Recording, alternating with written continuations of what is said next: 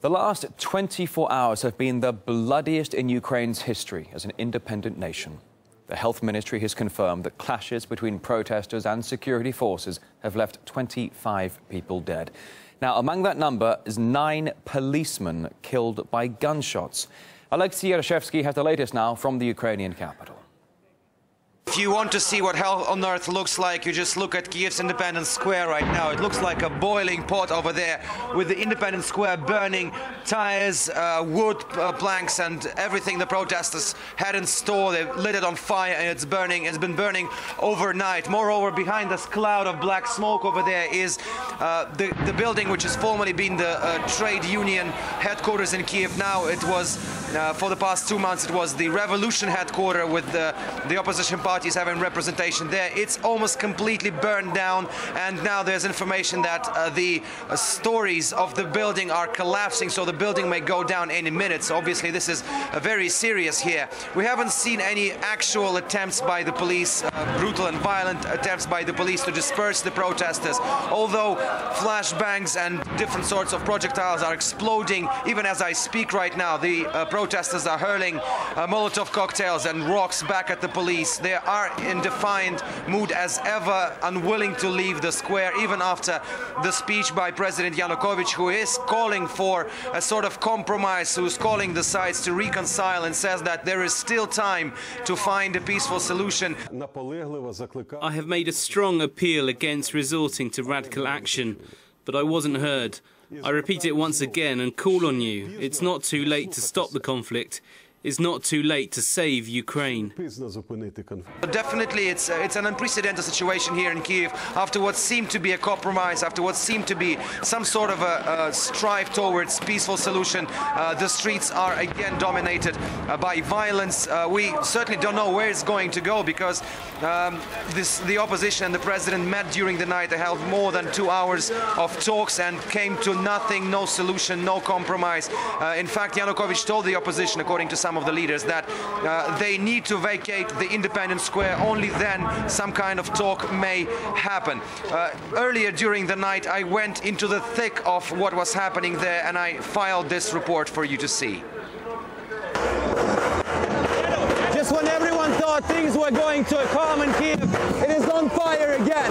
The police are just behind this fire barricade, and they're moving in on the protesters. We can hear flashbangs exploded all the time. Rocks and Molotov cocktails are thrown at the police all the time. This is the pile of rocks, which is the protesters preparing to hurl at the police. Pretty much the scene which we have been seeing over the past several months, just a few meters from here at the governmental quarter. The governmental quarter itself is totally blocked right now. You can't get in because it's cordoned off by the police. They are storming the Independence Square, the famous Maidan. They're pretty much all over the place. This new mayhem started after the opposition organized the so-called peaceful march to the parliament, and after that things went violent. It's still unclear who initiated those riots, but this has been pretty much the scene of Kiev on Tuesday. Explosions, fire, total mayhem. The whole city is cordoned off. Now the government of Ukraine has imposed a curfew that no cars can get inside the city by after midnight. And so far, to be frank, we haven't seen major violence coming from the police over the past several hours when they moved in to the square to reportedly disperse it. But right now it's very, very loud. The barricades have been dismantled just over there. The barricades which have been here for more than 2 months. Another barricade on that side over there has also been dismantled. So nobody knows where it's going to go. It's pretty much a monkey with a grenade situation. RT's Alexei Yarashevsky there, keeping all of us up to date from the very latest from Kiev. He's also posting video here from the center of the protest inferno, doing so, though, on Alexei's Instagram page. The police lines are just 20 meters from where he took this video, right here on his mobile phone. So you can follow Alexei Yarashevsky for more first-hand videos directly from the front line. In the meantime, there have been accusations flying left, right and centre about live ammunition being used by both sides. Well, so far we have seen pictures showing some protesters with real guns. There are camouflaged men allegedly firing live ammunition there. The rioters are also attacking police with showers of Molotov cocktails and rocks. And this is the moment right here that protesters rammed a truck into the police. A foreign affairs expert, Nebojsa Malic, she says those behind the protests are deliberately ramping up the violence. I think this was a planned escalation. This was a planned push that people behind the demonstrations and behind the protests organized in order to push the government into finally capitulating. The demonstrators have always refused to take yes for an answer. No matter how hard the government tried to appease them, they've always pushed for more. And I think this was a part of another push. They're going for broke. They've been out there for 3 months now. They need to show some results, and they've decided that it's either going to be victory or death, and they don't really care who lives or dies in the process. All right, let's look back at how the situation unfolded in Kiev on Tuesday when violence returned to the Ukrainian capital. First, the opposition rallied the crowds and urged them to march on parliament. Yeah, the trouble began when radical protesters actually broke through the police lines. The situation escalated even further when rioters tried to storm the office of Ukraine's ruling party, setting it on fire. Police then struggled to contain the thousands of protesters, throwing rocks and Molotov cocktails, some even using trucks to break through the security barriers as well. 3 people were killed, becoming the first victims of the street violence, which continued to escalate. And then, just less than 2 hours later, a police officer was killed when protesters attacked security forces. Now, Western governments, which have been very supportive of the Ukrainian opposition, are calling for an end to the unrest, and they're putting the blame largely on the authorities. U.S. Vice President Joe Biden has phoned President Yanukovych and told him to pull back government forces and exercise restraint. Another statement from the White House urged the Ukrainian leader to take steps to resolve the crisis. Sweden's foreign minister warned the EU is ready to retaliate and punish anyone they believe is responsible for the violence in Ukraine. And as RT's Gaine Chichikan reports, outside involvement goes way beyond statements that keep on echoing, calling for peace.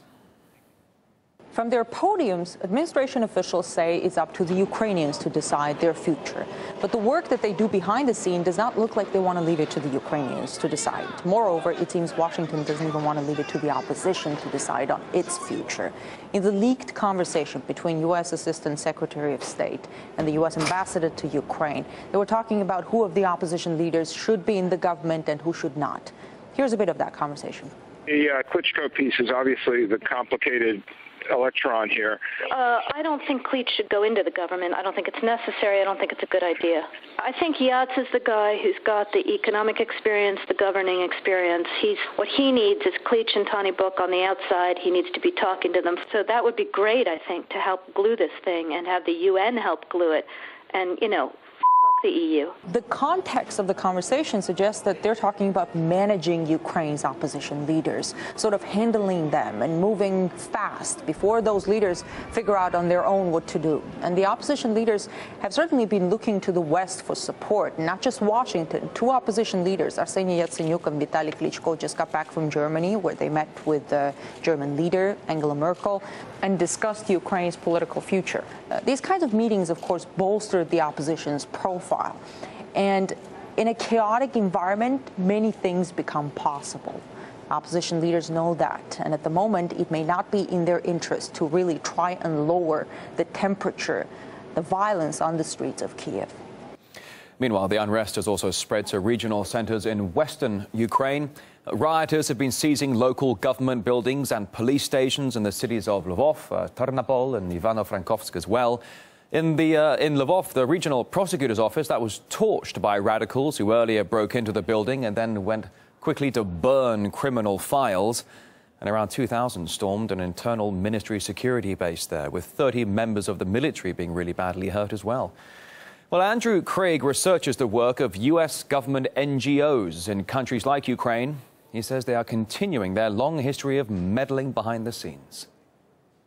There's a long-standing effort of democracy building, and often that involves things like free press and voting reforms and things like that, and that's part of it. but also part of it is more representation for those parts of the Ukraine that want a more independent status or even influence over the government, as Ambassador Nuland said. But those demands, those requests by the Western government have to be looked at, that it's almost contradictory to be orchestrating changes in another sovereign country while saying we are in favor of democracy. Now, there are also reports coming in that a local journalist was among those killed in the clashes, allegedly dying from a gunshot wound. And some of the footage emerging from the street violence in Kiev demonstrates the confused situation there. It's difficult to work out just who the people in uniforms are right there, but they are attacking what's presumed to be Ukraine's policemen.